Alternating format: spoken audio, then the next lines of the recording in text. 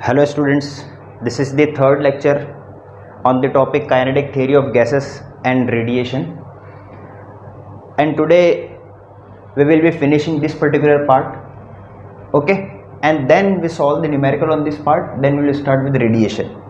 So your next topic is specific heat capacity. Specific heat capacity, ये topic आपको देख के लग रहा होगा ये आप ऑलरेडी 11th स्टैंडर्ड के अंदर पढ़ चुके हो. Okay, so what is specific heat capacity? It is the amount of heat energy absorbed or released per unit mass of a substance to change in temperature by 1 degree or 1 Kelvin. Now this is the definition, but let us understand the definition by some example. For example, you take a beaker and in this particular beaker or container you have unit mass of gas.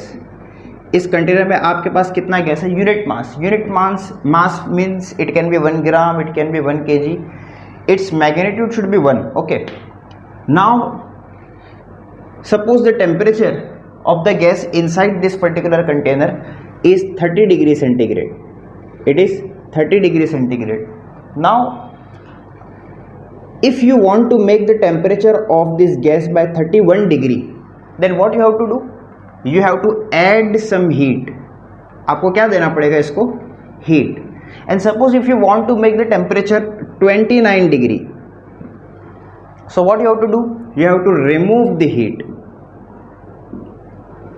तो इसका temperature 31 या 29 करने के लिए जितना heat आप दोगे या जितना निकालोगे, that is specific heat capacity.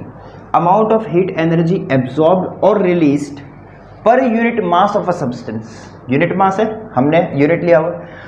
To change in temperature by 1 degree और 1 केल्विन. तो अगर इसका टेम्परेचर 30 से 31 पे लाओ या 30 से 29 पे लेके जाओ, तो 30 से 31 पे लाने के लिए जितना हीट देना पड़ेगा या 30 से 29 जाने के लिए जितना हीट निकालना पड़ेगा, that is specific heat capacity. Similarly, this temperature can be written in Kelvin as well. तो केल्विन में भी अगर 1 डिग्री सेंटीग्रेड टेम्परेचर बढ़ रहा है तो केल्विन में भी उतना ही बढ़ेगा. 1 डिग्री टेम्परेचर कम हो रहा है तो केल्विन में भी उतना ही कम होगा. इसीलिए यहाँ पे लिखा गया 1 डिग्री और 1 kelvin. This is what is specific heat capacity. But ये जो स्पेसिफिक हीट कैपेसिटी आपने फाइंड किया, this is principle specific heat capacity. अब सर ये प्रिंसिपल क्या होता है? देखिए, स्पेसिफिक हीट कैपेसिटी का एक टाइप नहीं है, 2 टाइप है, depending upon amount of substance. देखिए, इसके अंदर जो अमाउंट ऑफ सब्सटेंस है वो किलोग्राम या ग्राम में भी हो सकता है, या इसके अंदर जो अमाउंट ऑफ सब्सटेंस है वो मोल में भी हो सकता है. Correct? It can be 1 mole, it can be 1 kg, 1 gram as well. तो अगर हम per unit mass of substance find करेंगे तो वो होगी प्रिंसिपल स्पेसिफिक हीट कैपेसिटी. और अगर यहां पर यूनिट मास की जगह हम पर यूनिट मोल ले लेवे तो अब वो हो जाएगी मोलर स्पेसिफिक हीट कैपेसिटी. मैं यहां पे दोनों ही चीजें लिख देता हूं और वो चीजें आपको याद रखना है, आपके नेक्स्ट टॉपिक के अंदर वो यूज होने वाला है. ओके, सो हमने देखा स्पेसिफिक हीट कैपेसिटी के 2 टाइप है. एक तो आपकी हो गई प्रिंसिपल स्पेसिफिक हीट कैपेसिटी, में शॉर्ट फॉर्म में लिख रहा हूं स्पेसिफिक हीट कैपेसिटी, और एक आपकी हो गई कौन सी? Molar specific heat capacity. एक प्रिंसिपल और एक मोलर. अच्छा, एक बात और है, क्या? ये जो स्पेसिफिक हीट कैपेसिटी है ये कांस्टेंट प्रेशर पे भी फाइंड की जा सकती है, कांस्टेंट वॉल्यूम पे भी फाइंड की जा सकती है. सर क्या मतलब? इसको भी समझ लो. सेम कंटेनर आप कंसिडर करो और इस कंटेनर के अंदर अमाउंट ऑफ गैस फिल्ड है. मान लेते हैं इसके अंदर हमने गैस को फिल किया हुआ है. फॉरगेट अबाउट मोल और kilogram, just unit amount of substance gas इसके अंदर है. हमने कंटेनर के आसपास जो वॉल लगाई हुई है, मान लेते हैं उनके जरिए इस पर अप्लाई किया गया प्रेशर कांस्टेंट है. क्या कांस्टेंट है? Pressure is constant. अब अगर कांस्टेंट प्रेशर पे आप हीट निकाल रहे हो या हीट दे रहे हो, क्या काम करने के लिए? इसका टेम्परेचर 1 डिग्री बढ़ाने या 1 डिग्री कम करने के लिए. तो अगर ये काम आप कांस्टेंट प्रेशर पे करोगे तो उससे जो अमाउंट ऑफ हीट मिलेगी उसको बोलेंगे specific heat capacity at constant pressure. और देखो, मान लो यही कंटेनर है और इस कंटेनर के अंदर जो भी गैस भरी हुई है हमने उसका वॉल्यूम कांस्टेंट रखा। क्या कांस्टेंट रखा? Volume is constant. अगर आपने उसका वॉल्यूम कांस्टेंट रखा हुआ है और फिर कांस्टेंट वॉल्यूम पे अगर आप इसकी हीट 1 डिग्री बढ़ा रहे हो या 1 डिग्री कम कर रहे हो, उस वक्त जो स्पेसिफिक हीट आपको मिलेगी उसको बोलेंगे specific heat capacity at constant volume. तो आप बात समझ गए। स्पेसिफिक हीट कैपेसिटी कितनी टाइप है? 2 टाइप, एक specific heat capacity at constant pressure और एक specific heat capacity at constant volume. दोनों ही अमाउंट अलग अलग होता है। फर्दर अगर हम पर यूनिट मास लेवे तो वो हमें मिलेगी प्रिंसिपल स्पेसिफिक हीट कैपेसिटी, और अगर हम इसको पर यूनिट मोल ले लेवे, यानी ये जो यूनिट मास है इसकी जगह पे क्या आ जाएगा? यूनिट मोल या 1 मोल, तो अब वो क्या बन जाएगी? Molar specific heat capacity. Okay, अच्छा, ये जो हमारा प्रिंसिपल स्पेसिफिक हीट कैपेसिटी है इसको हम लोग डिनोट करते हैं, एस सिंबल से, और मोलर स्पेसिफिक हीट कैपेसिटी को डिनोट करते हैं हम लोग सी सिंबल से। किससे डिनोट करेंगे? सी सिंबल से। तो ये बात आप याद रखिएगा, ठीक है। अब हम लोग क्या करने जा रहे हैं, मैं यहां पे एट कांस्टेंट प्रेशर और एट कांस्टेंट वॉल्यूम को भी ऐड कर देता हूं। तो let me add 2 terms here, at constant pressure, ठीक है, और यहां क्या आ जाएगा? At constant volume.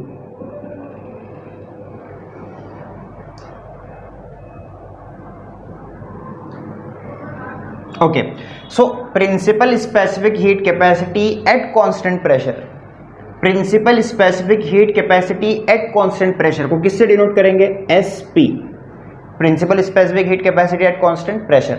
अच्छा, principle specific heat capacity at constant volume किससे डिनोट करेंगे? एसवी। उसी तरह molar specific heat capacity at constant pressure किससे डिनोट करेंगे? सीपी से। और molar specific heat capacity at constant volume को किससे डिनोट करेंगे? सीवी से। ये सब याद रखना। अच्छा, अगर इन चारों में से आपको किसी को डिफाइन करना है, for example if you want to define this CV, if you want to define CV, CV को कैसे डिफाइन करेंगे? हम इस तरह से डिफाइन करेंगे, amount of heat energy absorbed और release per unit mole of a substance. क्यों? क्योंकि ये मोलर स्पेसिफिक हीट कैपेसिटी है, इसलिए यहां पे क्या आएगा? Mole. Per unit mole of a substance to change in temperature by 1 degree और 1 केल्विन एट कांस्टेंट वॉल्यूम। यहां डेफिनेशन में मैंने आगे कुछ लिखा है कांस्टेंट प्रेशर कांस्टेंट वॉल्यूम नहीं, लेकिन जब आप डिफाइन करोगे एट कांस्टेंट प्रेशर और कांस्टेंट वॉल्यूम तो आपको यहां पे ऐड करना पड़ेगा एट कांस्टेंट प्रेशर और at constant volume. Similarly for example if you want to define this term SV, कैसे डिफाइन करेंगे? Amount of heat energy absorbed और released per unit mass of a substance, okay, to change the temperature by 1 degree और 1 kelvin at constant volume. समझ में आ गया? उसी तरह इसको कैसे डिफाइन करेंगे? Same, amount of heat energy absorb release per unit mass of substance to change temperature by 1 degree और 1 केल्विन एट कांस्टेंट प्रेशर। और इसको कैसे डिफाइन करेंगे? Amount of heat energy absorb और released per unit mole of a substance. क्यों? क्योंकि ये molar है। Per unit mole of a substance to change the temperature by 1 degree और 1 केल्विन एट कांस्टेंट प्रेशर। इतना समझ गए? तो हमारे पास 4 specific capacity, SP, SV, CP, CV. अब यहां इनके बीच में कुछ रिलेशंस है। There is relation between SP, SV and CP, CV. क्या रिलेशन है? वो रिलेशन मैं यहां पे बीच में लिख देता हूं। Relation is this term CP, पहले सीपी, सीवी, सीपी और एसपी का लिख लेते हैं, सॉरी, रिलेशन इनका और इनका है, एसपी और सीपी का, और एसवी और सीवी का। सीपी सीवी का भी रिलेशन है जो हम अभी नेक्स्ट टॉपिक को पढ़ेंगे मेयर्स रिलेशन में। अभी हम इन दोनों का रिलेशन देखें डायरेक्ट फॉर्मूले से। So these 2 terms are related by a formula CP is equal to m0 times SP. Sir इसमें m0 क्या है?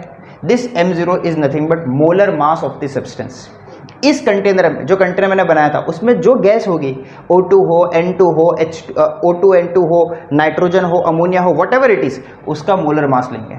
और इन दोनों का बीच का रिलेशन क्या है? SV और CV का? We can write CV is equal to molar mass multiplied by SV। ये रिलेशन प्लीज़ आप याद रखिएगा, क्योंकि नेक्स्ट टॉपिक जो मैं अभी पढ़ाऊंगा उसके अंदर ये रिलेशंस वगैरह यूज होंगे। So did you guess this particular topic? Screen को पॉज करो, इसको कॉपी करो, हम आगे बढ़ते हैं। ओके, ये next topic is Mayer's relation. It is 3.9.1 of your text book. Mayer relation क्या है? Mayer's relation actually it is relation between, you can write relation between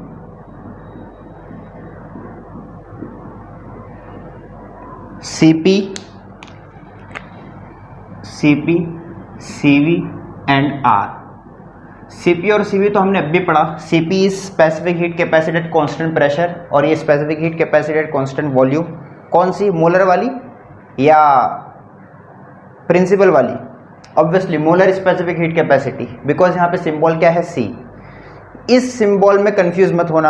आप फिजिक्स की बहुत सारी दूसरी बुक्स देखोगे तो वहाँ पे मोलर को कभी उन्होंने, यानी जो प्रिंसिपल स्पेसिफिक हीट है उसको उन्होंने CP और CV से डिनोट किया है। तो सिंबल से मतलब नहीं होता, हम क्या सिंबल यूज़ कर रहे हैं वो मैटर करता है। तो आपके टेक्स्ट बुक के अंदर मोलर स्पेसिफिक हीट कैपेसिटी के लिए C सिंबल यूज़ किया हुआ है, इसलिए मैं यहाँ पे वो सिंबल यूज़ कर रहा हूँ। आप कोई दूसरी बुक देखो और वहाँ आपको सिंबल डिफरेंट मिले तो कन्फ्यूज मत होना, ठीक है? सिंबल कुछ भी हो सकता है। So we are going to find relation between CP, CV and R। So let us consider a cylinder. एक सिलेंडर है मान लेते हैं, और इस सिलेंडर के अंदर 1 मोल ऑफ गैस भरा हुआ है। कितना है? 1 mole. The amount of gas filled in this particular cylinder is 1 mole. It can be any gas, ammonia, whatever it is, लेकिन इसका सब्सटेंस कितना है? 1 मोल। हमने यहाँ पे इस पर्टिकुलर सिलेंडर के ऊपर यहाँ पे रख दिया है एक पिस्टन। पिस्टन मतलब एक वो चीज जो इसको ऊपर से पकड़ के रखे। हमने ऊपर इसको इस तरह से पकड़ के रखा हुआ है, ठीक है? एक इसके कैप टाइप का हो गया, इसको हम लोग बोलते हैं पिस्टन। ये ऊपर से देखोगे आप तो ऐसा सर्कुलर होगा पूरा, ठीक है? और यहाँ पे इसके अंदर कितना गैस भरा हुआ है? 1 mole. How much? 1 mole. Before starting with this derivation, कुछ बेसिक फॉर्मूले देख लो आप। For 1 mole of substance, 1 mole substance के लिए ये 3 फॉर्मूला आपको याद करना है। अमाउंट ऑफ हीट सप्लाइड अगर कांस्टेंट वॉल्यूम पे हो तो अमाउंट ऑफ हीट सप्लाइड का फॉर्मूला होता है CVDT। अगर हम लोग हीट कांस्टेंट प्रेशर पे अप्लाई कर रहे हैं तो उसका फॉर्मूला होता है DQ is equal to CPDT। ये भी 11th में आप पढ़ चुके हो। और ये तो आइडियल गैस इक्वेशन है, PV equal to NRT। Correct? हमने इक्वेशन क्या पढ़ी थी? PV equal to NRT। But यहाँ पे N दिख रहा नहीं है सर, N कहाँ गया? देखिए, for 1 mole of the substance number of mole कितना है? 1, and that is why there is no need to write N over here. N is equal to 1। Now come here, suppose I have kept the volume constant. हमने इस gas का volume constant रखा, मतलब ऊपर जो हमारे हाथ में जो पिस्टन है उसको हमने एक पोजीशन में पकड़ के रखा है गैस के। हम गैस का वॉल्यूम चेंज नहीं कर रहे हैं, गैस का वॉल्यूम कांस्टेंट रखा हुआ है। कांस्टेंट वॉल्यूम रखते हुए हमने इसको हीट अप्लाई किया। हमने इसको क्या सप्लाई किया? हीट। तो कितनी हीट सप्लाई होगी according to that formula? At constant volume of 1 mole of gas, amount of heat supplied DQ1 मान लेते हैं इसको, DQ1 will be equal to DE। अब सर ये क्या है? आपने तो बताया DQ amount of heat supplied constant volume CVDT होता है, वो भी होता है, बट इसको आप समझना ये क्या है। सुनिए, अगर हमने इसको कांस्टेंट वॉल्यूम पे रखा है और हम इसको हीट सप्लाई कर रहे हैं तो हीट एक एनर्जी है। जब हम हीट सप्लाई करेंगे तो कुछ वर्क डन होना चाहिए, लेकिन क्या यहाँ पे कोई वर्क डन हो रहा है? नहीं, यहाँ पे कोई भी वर्क डन नहीं हो रहा है। That means the amount of heat supplied is going to change the internal energy of the gas. वैसे लॉजिकली होना ये चाहिए था कि हम हीट सप्लाई करते हैं, गैस एक्सपांड होती है और ये पिस्टन ऊपर जाता, बट हमने पिस्टन को जगह पे पकड़ के रखा है, कांस्टेंट वॉल्यूम पे काम कर रहा है। तो अब क्या होगा? ये जो हीट हम दे रहे हैं ये गैस की इंटरनल एनर्जी को बढ़ाएगा। उसके जो मॉलिक्यूल्स है उनकी एनर्जी बढ़ेगी, internal energy will increase. Okay, तो ये स्टेटमेंट वो डिनोट करता है। तो आप लिखेंगे for 1 mole of the gas at constant volume amount of heat supplied will change it's internal energy. मैं लिख देता हूं, अमाउंट ऑफ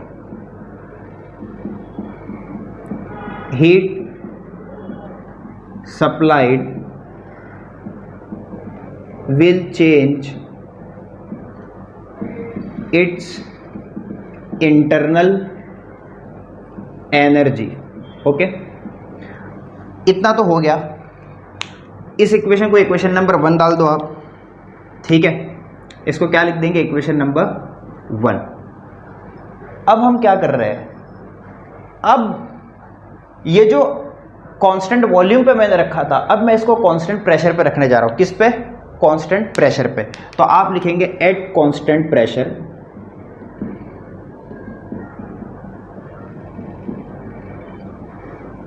of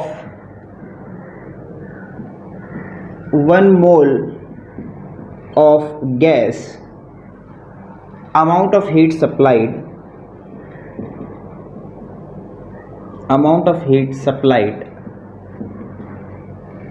अब देखिए, जब मैं इसको कांस्टेंट प्रेशर पर रखूंगा तो क्या होगा? When ever I keep this in eight constant pressure, और जब मैं इसको हीट अप्लाई करूंगा तो हीट अप्लाई करने के बाद ये गैस एक्सपांड होना चाहेगी. करेक्ट? गैस क्या चाह रही है? एक्सपांड होना. और मैंने ऊपर से पिस्टन को पकड़ के रखा है. अगर गैस एक्सपांड होना चाह रही है और पिस्टन को मैंने पकड़ के रखा है तो गैस पे प्रेशर बढ़ेगा. Correct? The pressure on this particular gas is going to increase. लेकिन मेरा मोटिव क्या है? क्या मुझे प्रेशर को बढ़ाना है? नहीं, I want to keep pressure is constant. तो प्रेशर को कांस्टेंट रखने के लिए मैं उस पिस्टन को थोड़ा सा ऊपर मूव कर दूंगा. Are you getting my point? भाई ये जो कांस्टेंट प्रेशर वाली बात है, जब आप हीट सप्लाई करोगे गैस को, गैस एक्सपांड होना चाहेगी और पिस्टन जगह पे रहेगा तो प्रेशर बढ़ेगा. बट हमें तो प्रेशर कांस्टेंट रखना है, तो प्रेशर को बढ़ने से रोकने के लिए पिस्टन थोड़ा सा ऊपर मूव हो जाएगा. तो यहां हमने जो हीट सप्लाई की उससे 2 काम हुए. एक तो गैस की इंटरनल एनर्जी बढ़ी और दूसरा पिस्टन का मूवमेंट बढ़ा. तो हम यहां पे लिखेंगे amount of heat supplied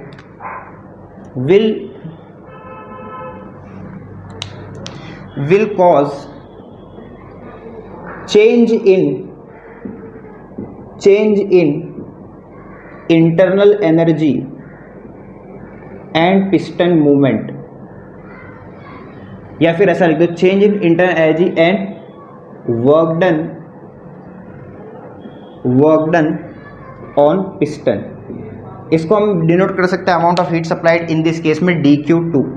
amount of heat supplied dQ2, it is going to change internal energy plus यहां पे कुछ वर्क डन होगा dW. अच्छा, अब यहां ध्यान से सुनना. dQ2 amount of heat supplied will be equal to dE को आप एज इट इज रहने दो. वर्क डन का फॉर्मूला क्या है? मैं फॉर्मूला आप मेंशन करना भूल गया. हमने वैसे बर्नौली इक्वेशन के अंदर फॉर्मूला पढ़ चुके हैं. वर्क डन, छोटा वर्क डन का फॉर्मूला होता है PdV, प्रेशर इनटू वॉल्यूम. आप प्रेशर इनटू वॉल्यूम का डायमेंशन सॉल्व करके देखो, आपको वर्क डन का डायमेंशन मिलेगा. सो dW का फॉर्मूला क्या है? PdV. तो मैं यहां पे dW की जगह क्या लिखने जा रहा हूं? PdV. अब यहां DE का जो फॉर्मूला है वो क्या है? dQ1.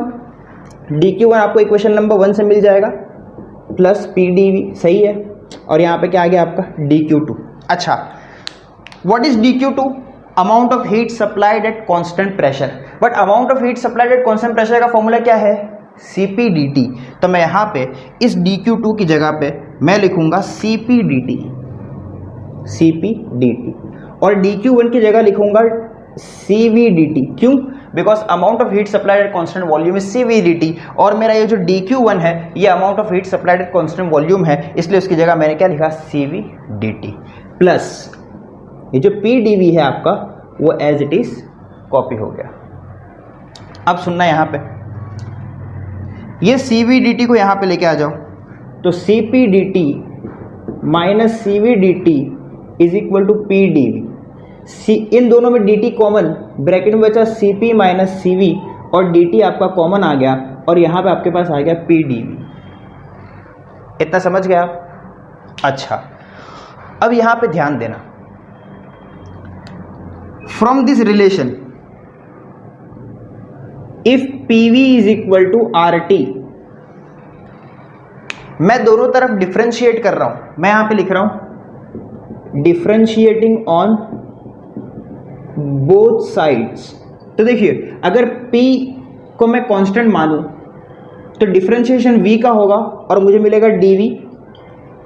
Are universal gas constant है, आर कांस्टेंट रहेगा, और टी जो है उसका डेरिवेटिव होगा dt।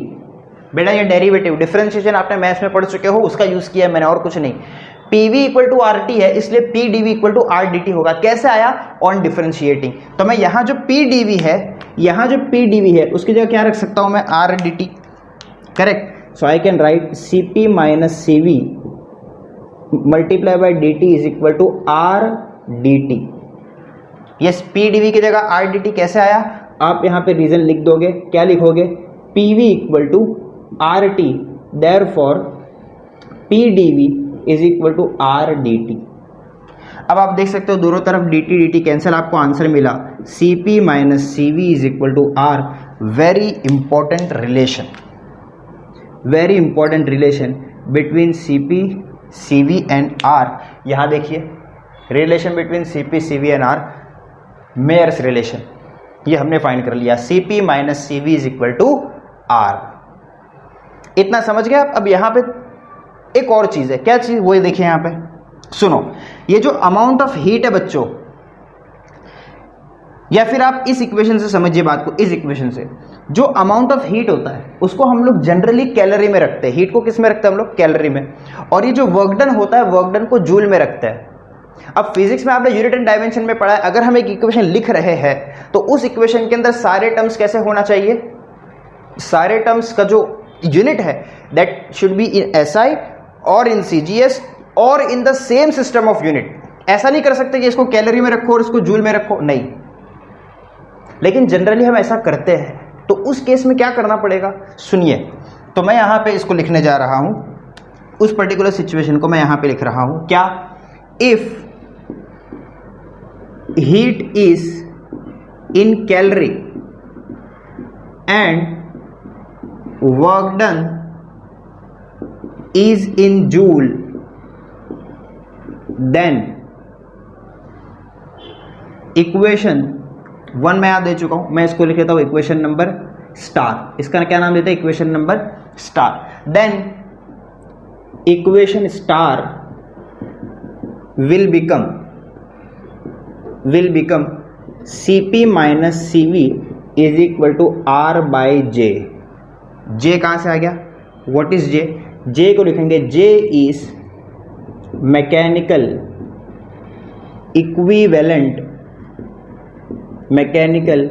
Equivalent of heat. समझ गए आप? अगर हमने इसको कैलोरी में, इसको जूल में रखा तो यहाँ पे R के नीचे J लगाना पड़ेगा, where J is what? J is mechanical equivalent of heat. वो इन दोनों की यूनिट का जो डिफरेंस आ रहा है उसको बैलेंस करेगा। सो दिस इज ऑल्सो रिलेशन, लेकिन ये कब यूज होगा ये आपको पता होना चाहिए। मेन रिलेशन अपना ये है, ये कब यूज होगा? खास केस में। कब? जब हीट को कैलोरी में रख दो, वर्क डन को जूल में रख दो। अच्छा, एक और चीज है, क्या Cp को, हमने अभी पीछे रिलेशन पढ़ा, क्या Cp को मैं m0 मोलर मास Sp बोल सकता हूं? यस। और इसको m0 Sv बोल सकता हूं? क्यों? हमने पीछे पढ़ा relation between molar and principal specific heat capacity, Cp is equal to m0 Sp, Cv is equal to m0 Sv। Correct. इन दोनों में से m0 कॉमन निकाल लीजिए आप, तो m0 कॉमन आएगा, ब्रैकेट में Sp minus Sv is equal to R by J। Correct. तो Sp minus Sv will become R by J, और ये m0 जो यहाँ मल्टीप्लाई हो रहा है यहाँ जाके डिवाइड में चले जाएगा m0, और यहाँ पे हमारे पास एक और रिलेशन आ जाता है Sp, Sv और R का, where Sp and Sv are specific heat capacities at constant pressure at constant volume, but these specific heat capacities are in principle per unit mass, और ये जो थे ये पर यूनिट मोल थे। So this is nothing but Mayer's relation. बहुत important ये formula है, ये भी यूज होगा आगे भी, तो प्लीज इसको आप लिख लीजिए कहीं भी, और ये पूरा का पूरा part as it is copy कीजिए, ठीक है? और टेक्स्ट बुक में से फॉर श्योर रीड कर लेना, कॉपी फास्ट। हम लोग आगे बढ़ते हैं। Okay, now we are going to calculate CV, Cp and gamma of different type of gases. Actually this is the continued part of your Mayer's relation वाला topic, उसी के आगे यही टॉपिक है, क्योंकि हम लोग यहाँ पे फाइंड करते हैं डिफरेंट टाइप्स ऑफ गैसेस का CV, Cp एंड gamma। अब ये सब क्या है मैं भी बताऊंगा, gamma वगैरह। पहले आप ये समझिए कि डिफरेंट टाइप ऑफ गैसेस का मतलब क्या? डिफरेंट टाइप ऑफ गैसेस का मतलब मोनो एटॉमिक, डाई एटॉमिक और ट्राई एटॉमिक या पॉली एटॉमिक। ये क्या गैसेस है ये मैं आपको लास्ट लेक्चर में पढ़ा चुका हूँ। इस टॉपिक को पढ़ने से पहले मैं आपसे रिक्वेस्ट करूँगा कि अगर आपने लास्ट लेक्चर का जो डिग्री ऑफ फ्रीडम वाला पार्ट है वो नहीं पढ़ा है तो प्लीज़ जाके आप उसको पढ़ लीजिए। डिग्री ऑफ फ्रीडम वाले पार्ट का यहाँ पे यूज़ होगा और law of equipartition of energy का यहाँ पे यूज़ होगा। बाय द वे मैं इन शॉर्ट यहाँ पे थोड़ा सा रिवाइज करा दूंगा, ब्रशअप करा दूंगा।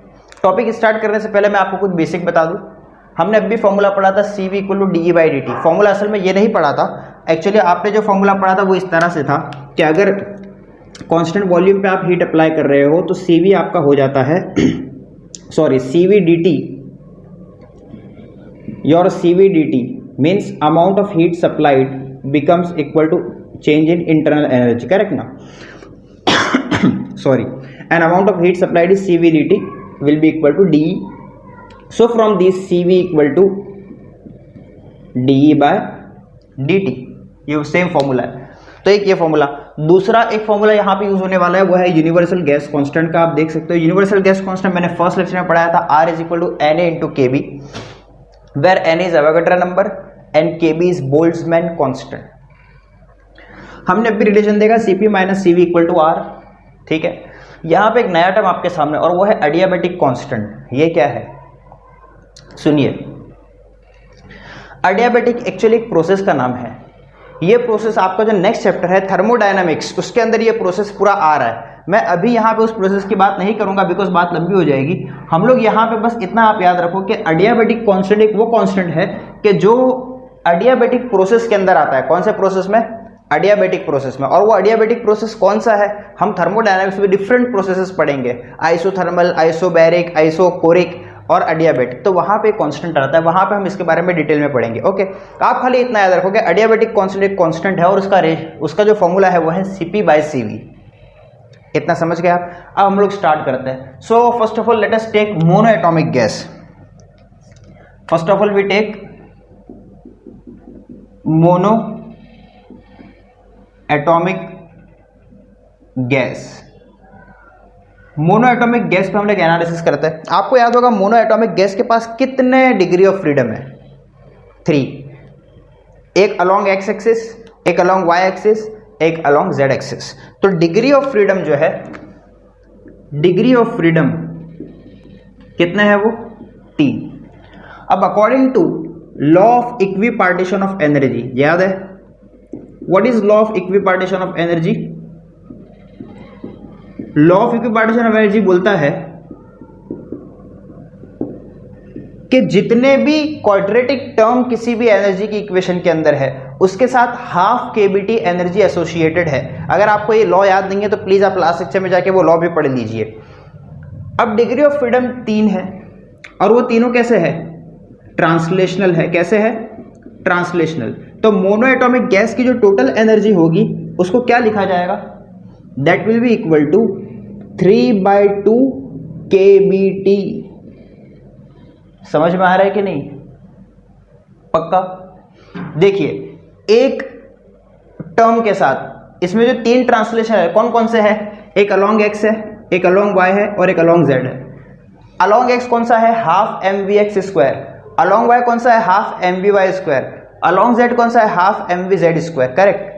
तो इन तीनों टर्म के साथ कितनी एनर्जी एसोसिएटेड है? एक एक के साथ half kBt, half kBt, half kBt। तो मतलब इन सब के साथ, तीनों के साथ कितनी हो जाएगी? 3/2 kBt।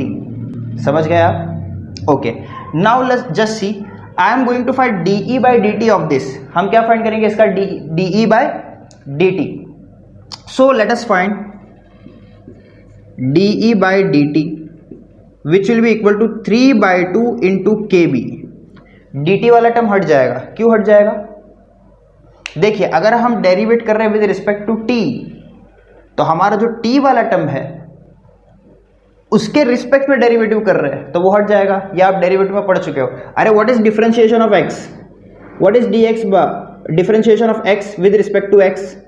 d/dx ऑफ x कितना होता है? 1 होता है ना।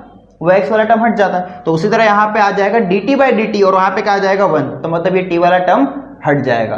That is the funda over here. So we found DE/dt is equal to 3/2 kb। But अगर आपको याद होगा तो ये जो फॉर्मूला है एनर्जी का, E = 3/2 kBt, ये कौन सा फॉर्मूला है? This is formula for energy per unit molecule, energy per unit molecule. But here let me write, here we are considering not single molecule but for number of molecules is equal to Na. Na क्या है? Avogadro number. अच्छा, अगर मैं number of molecule equal to Na मान रहा हूं, मतलब कितने नंबर ऑफ मॉलिक्यूल्स होंगे? 6.023 इंटू 10⁻23. और आपको यह बात भी पता है कि एक मोल में इतने मॉलिक्यूल होते हैं. अरे हम लोग इस पूरे डिस्कशन में किसकी बात कर रहे हैं? कितना मोल ऑफ गैस की बात कर रहे हैं? 1 मोल ऑफ गैस ना. So this is equal to what? 1 mole. So we are talking about 1 mole. So 1 mole में कितने molecule? Na, number of molecule. तो यहां पे E/N, ये जो फॉर्मूला था, this formula for energy per unit molecule N. तो ये जो है, इसके बाद आप चाहिए तो एक स्टेप ऐड कर लो. स्टेप ये होगा कि E will be equal to 3/2 kB T into N. लेकिन कितने मॉलिक्यूल है? एवोगैड्रो नंबर के बराबर. एवोगैड्रो नंबर के बराबर मॉलिक्यूल क्यों है? क्योंकि हमने मोल ऑफ गैस लिया है 1 मोल, और 1 मोल में इतने मॉलिक्यूल्स होता है. समझ में आ गई बात अच्छे से? ओके. अब यहां पे हम क्या करेंगे, Na को पहले लिख दो आप और T को बाद में लिखो. अब डेरिवेट करो तो dE/dt will be equal to 3/2 kB into Na. What is dE/dt? CV. What is kB into Na? R. तो मैं यहां पे वैल्यूज पुट कर रहा हूं और कुछ नहीं. CV equal to 3/2 R. आपको क्या मिला? ये CV मिला. हमें फाइंड करना है CP. ये रिलेशन देखिए, CP minus CV equal to R. तो यहां पे लिखेंगे but CP minus CV equal to R, therefore CP is equal to CV plus R. CV कितना आया? 3/2 R plus R. How much? 5/2 R. This is your CP. CP मिल गया. और क्या कैलकुलेट करना है हमको? Gamma, adiabatic constant. Adiabatic constant का formula CP/CV. Therefore gamma is equal to CP/CV. या since gamma equal to CP/CV, therefore gamma equal to CP कितना है? 5/2 R और CV कितना है? 3/2 R. R से R कैंसिल, 2 से 2 कैंसिल. आपको मिला adiabatic constant for monoatomic gas is equal to 5/3. अगर आपको याद होगा, ये फॉर्मूला मैंने यूज़ किया था लास्ट लेक्चर में आपको एक चीज़ समझाने के लिए. क्या? वो ये कि जब मैं RMS स्पीड पढ़ा रहा था, वहाँ हमने यूज़ किया था साउंड की स्पीड का फॉर्मूला. साउंड की स्पीड V जो लिखी जाती है वो ये रहती है √γ/RT/m0. इसमें ग्यामा क्या होता है? This gamma is adiabatic constant and it is 5/3 for monoatomic gas which is less than 3. Less than 3 क्यों? क्योंकि RMS स्पीड के फॉर्मूले में यहीं पे 3 आ जाता है और कोई डिफरेंस नहीं होता. और इसीलिए हमने इंटरप्रेट किया था कि साउंड की स्पीड जो है वो मॉलिक्यूल की RMS स्पीड से ज़्यादा नहीं हो सकती.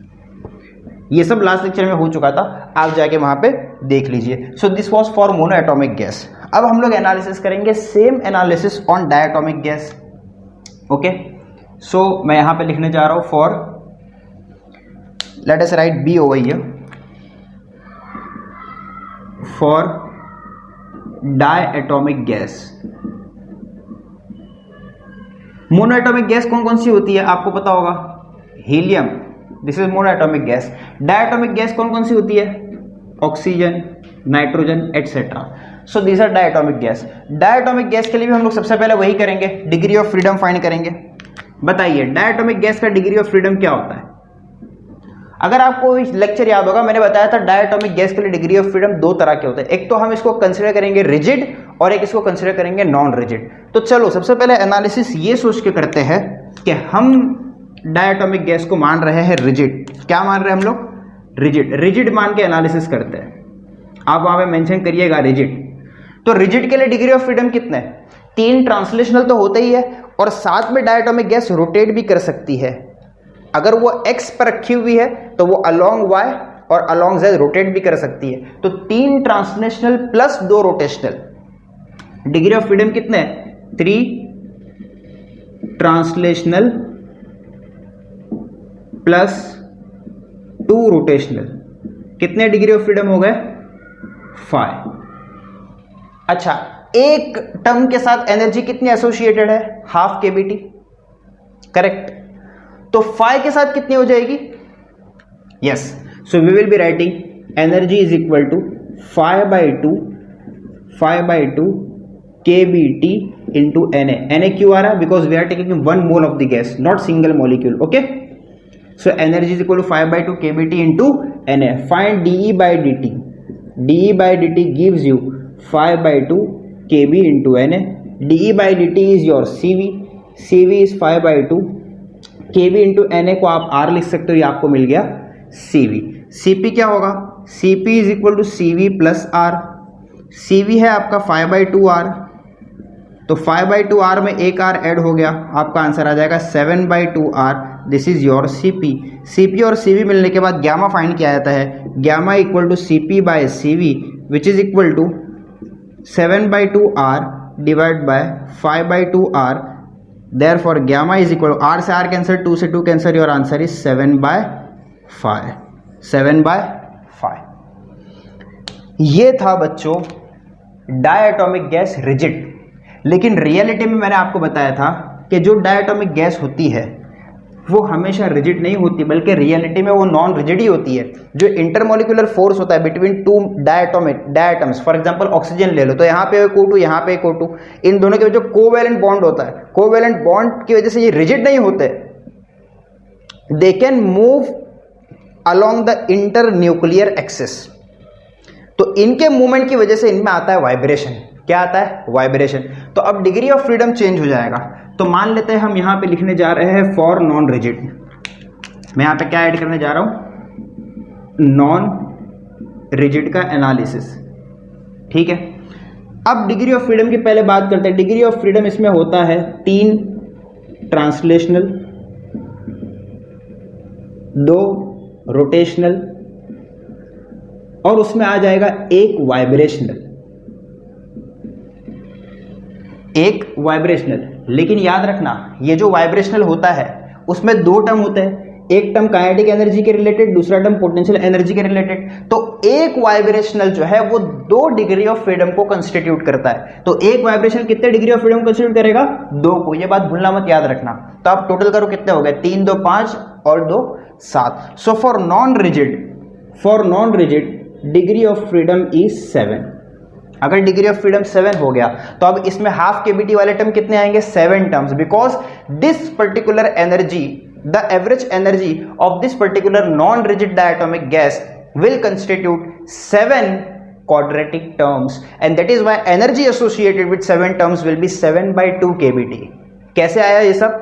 According to law of equipartition of energy. ये सब जगह लिखना पड़ेगा, ये सेम पैटर्न में. यहाँ पे मैंने डायरेक्ट किया है, लिखा नहीं है, but you have to write everywhere according to law of equipartition of energy. So we can write energy is equal to 7/2 kBT into Na. ठीक है. अब आप इसका क्या फाइंड कर सकते हो? dE by dt आपको मिलेगा 7/2 kB into Na. dE by dt की जगह CV रख दीजिए आप, 7/2 एज इट इज रख दीजिए और इसकी जगह R आपको क्या मिल गया? CV. Next is to find CP. CP is equal to what? CV plus R. कहां से आया? ये रिलेशन से. So your CP will be equal to 7/2R plus R. कितना हो जाएगा ये? This will become 9/2R. Correct. 7/2 plus 2 is 9/2. Next step is क्या फाइंड करना है आपको? Gamma equal to CP by CV. Correct ना? CP कितना है इसका? 9/2R और CV कितना है? 7/2R. R से R, 2 से 2 cancel, your gamma equal to 9/7. Gamma is equal to 9/7. समझ में आ गया? सो ये हमने कैलकुलेट किया मोनो एटॉमिक डायटोमिक के लिए. एक और गैस रह गई है. कैसी? Poly atomic. अरे गैस खाली मोनो एटॉमिक थोड़ी होती है लाइक हीलियम, या फिर डायटोमिक भी नहीं होती like oxygen. It can B poly atomic. जैसे अमोनिया में नाइट्रोजन एटम होता है और 3 हाइड्रोजन उसके आसपास होते हैं और वो गैस है. तो पॉली एटॉमिक का भी तो कुछ तो होगा ना फंडा. तो आप इसको पहले कॉपी कीजिए, मैं पॉली एटॉमिक कराता हूँ. बिफोर कॉपिंग एक चीज दिमाग में रखो आप. क्या? आप हर जगह देख रहे हो जो Cp है वो 7/2 आ रहा है, Cv है 5/2 आ रहा है, यहाँ Cp 9/2, यहाँ Cv 7/2, यहाँ Cp 3/2, सॉरी Cp यहाँ पे कहाँ गया 5/2 और Cv 3/2। आप हर जगह देख रहे हो Cp is always greater than Cv। इसको याद रखना हमेशा, कभी भी वो कम नहीं होगा। Cp आपका जो होता है वो ऑलवेज ग्रेटर देन Cv होता है, इसको आप नोट कर लीजिएगा। ये एमसीक्यू वगैरह के अंदर कहीं भी पूछ सकता है, आपको ये चीज़ हेल्प कर सकती है वहाँ पे, ठीक है। तो स्क्रीन को पॉज करो और ये सब कॉपी करो, हम पॉलीएटॉमिक का एनालिसिस करते हैं। Okay, now let us analyse the same thing for polyatomic gas. Okay, now just see here, सबसे पहले क्या करते हैं हम लोग, इसमें डिग्री ऑफ फ्रीडम लिखते हैं। पहले ये देखिए डिग्री ऑफ फ्रीडम कितना होगा। पॉलीएटॉमिक गैस में डिग्री ऑफ फ्रीडम आपने देखा होगा, हमारे पास होता है 3 ट्रांसलेशनल और उसके बाद हमने देखा वहां पे 3 रोटेशनल होता है। कितने होते हैं? 3 रोटेशनल। सर 3 कैसे होगा? याद रखना, जब भी पॉलीएटॉमिक गैस की हम बात करेंगे जहां पे number of molecules greater than 2 हो, तो अब वो X axis, Y axis, Z axis, तीनों एक्सिस के अराउंड में उसकी मॉलिक्यूल की पोजीशन चेंज हो सकती है। पॉलीएटॉमिक गैस मतलब आप यूं समझ लो, सिंपल एक ऐसा मॉलिक्यूल है और 3 गैस के मॉलिक्यूल है, एक मॉलिक्यूल यहाँ पर, दूसरा मॉलिक्यूल यहाँ पर, तीसरा यहाँ पर। मतलब आपका मॉलिक्यूल इस तरह से होगा, ये 3 मॉलिक्यूल, ये पॉलीएटॉमिक है ना, डाई से ज्यादा है, तो एक यहाँ पे, दूसरा यहाँ पे, तीसरा यहाँ पे। ये पूरा अलोंग दी एक्स भी जा सकता है, अलोंग दी वाई भी जा सकता है, अलोंग दी जेड भी जा सकता है, करेक्ट। ये तो हो गया। अब अगर मैं यहाँ पे एक एक्सिस ऐसा मान लूँ, एक्स एक्सिस, इसको वाई एक्सिस मान लूँ और इसके परपेंडिकुलर जेड मान लूँ, आप देखिए क्या ये एक्स के अराउंड भी घूम सकता है? तो इसका रोटेशन आ गया, रोटेशन अराउंड एक्स। ये जो वाई एक्सिस है वो बोर्ड के प्लेन के अंदर जा रही है ऐसे, ये जो एक्सिस आपको मैंने ऐसे दिखाया, actually it is going inside. क्या वो उस एक्सिस के अराउंड भी घूम सकता है? यानी ये मॉलिक्यूल जगह पे रहेगा, ये दोनों ऐसे घूमेंगे, मतलब इसका रोटेशन हो सकता है अराउंड वाई। उसी तरह इसका रोटेशन अराउंड जेड भी हो सकता है, ये जेड एक्सिस परपेंडिकुलर है और ये 2 मॉलिक्यूल इस तरह इसके अराउंड में घूम सकते हैं कि नहीं? करेक्ट ना? So it can rotate along the X, it can rotate along the Y, also it can rotate along the Z. तो यहाँ पे रोटेशन आ जाता है along the Z also, and that is a polyatomic में 3 rotational degree of freedom है। कितना है? 3। दूसरी एक बात, हमने इसको नॉन रिजिड माना है, रियलिटी में नॉन रिजिड ही होता है। तो नॉन रिजिड होगा मतलब वहां पे वाइब्रेशनल आएगा। कितने वाइब्रेशनल होंगे? अब यहाँ पे जो इसके नंबर ऑफ वाइब्रेशनल मोड्स होते हैं वो बहुत सारे होते हैं, वो हम गिन नहीं सकते। There are various modes of vibration and that is why we are saying that, we are considering that, consider that there are f number of vibrational. कितने? f vibrational. सर क्यों? क्योंकि there are f number of modes of vibration of this. इसका mode of vibration एक नहीं होता, it can vibrate along the x, ये molecule along the z vibrate हो सकता है, या अलोंग दी z या अलोंग दी y वाइब्रेट हो सकता है, या फिर ये दोनों स्टेशनरी रहेंगे ये वाइब्रेट होगा, या दोनों स्टेशनरी रहेंगे ये वाइब्रेट होगा, या तीनों वाइब्रेट होंगे। Modes of vibrations are f numbers. There are f number of vibrational modes, and that is why we are saying that this particular molecule is going to vibrate in f vibrational modes, and that is why degree of freedom कितने हो जाएंगे? f।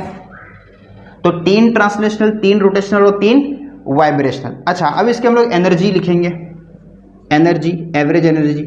3 translational से कितनी energy आएगी? 3/2 kBT। Na भी लिख दो साथ में। 3 रोटेशनल से कितनी आएगी? 3/2 kBT into Na। F vibrational से कितनी आएगी? देखिए F मैंने यहां पे लिख दिया और ब्रैकेट में लिखा वाइब्रेशनल। मुझे एक बात बताइए बच्चों, एक वाइब्रेशनल के पास क्या 2 मोड्स होते हैं? हमने अभी लास्ट टाइम देखा 2 मोड्स होते हैं कि नहीं? एक होता है काइनेटिक एनर्जी और एक होता है रिलेटेड टू पोटेंशियल एनर्जी। जो एक वाइब्रेशनल मोड होता है उसके पास जो क्वाड्रेटिक टर्म्स होते हैं वो 2 होते हैं, one is related to kinetic, another is related to potential. तो यहां पे जो F वाइब्रेशन मैंने लिखा है, वाइब्रेशन की जगह पे क्या आएगा? Half kBT? No, half kBT plus half kBT। ध्यान देना, ये अक्सर कंफ्यूजन होता है यहां पे, half kBT plus half kBT। समझ गए आप? ओके, चलिए अब इसको सॉल्व करना ही है।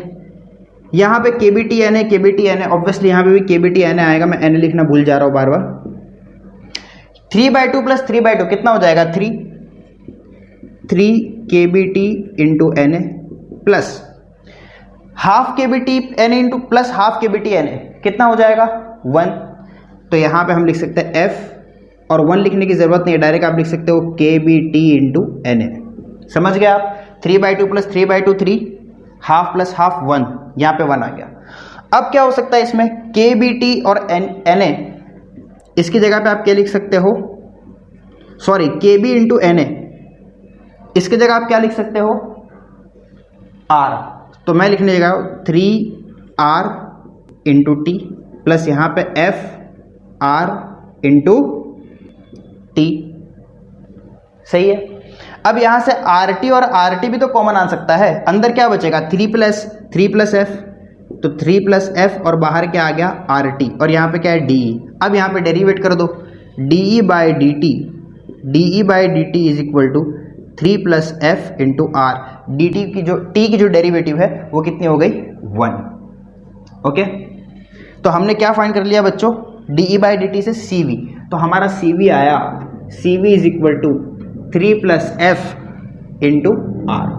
अब CP फाइंड कर सकते हो, CP इजी है, CV प्लस R, करेक्ट ना? So CV is 3 plus F R plus इसमें R ऐड कर दो, तो 3 और 1 4 हो जाएगा, it becomes 4 plus F R which is your CP। Next क्या फाइंड करना है हमको? gamma is CP by CV। CP है हमारा 4 प्लस FR और CV है 3 प्लस FR।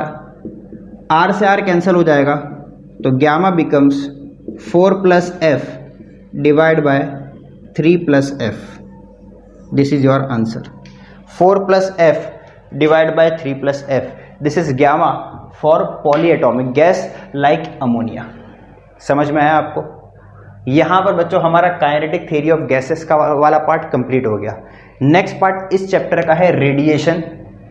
रेडिएशन मैं आपको कराऊंगा नेक्स्ट लेक्चर में, बट रेडिएशन करने से पहले हम काइनेटिक थ्योरी ऑफ गैसेस वाले इस पर्टिकुलर पार्ट के जो न्यूमेरिकल्स है हम उसको सॉल्व कर लेंगे। इस पार्ट पे बेस्ड जो MCQ और न्यूमेरिकल्स है हम उसको सॉल्व करेंगे और फिर उसके बाद रेडिएशन स्टार्ट करेंगे। आप इसको कॉपी कीजिए।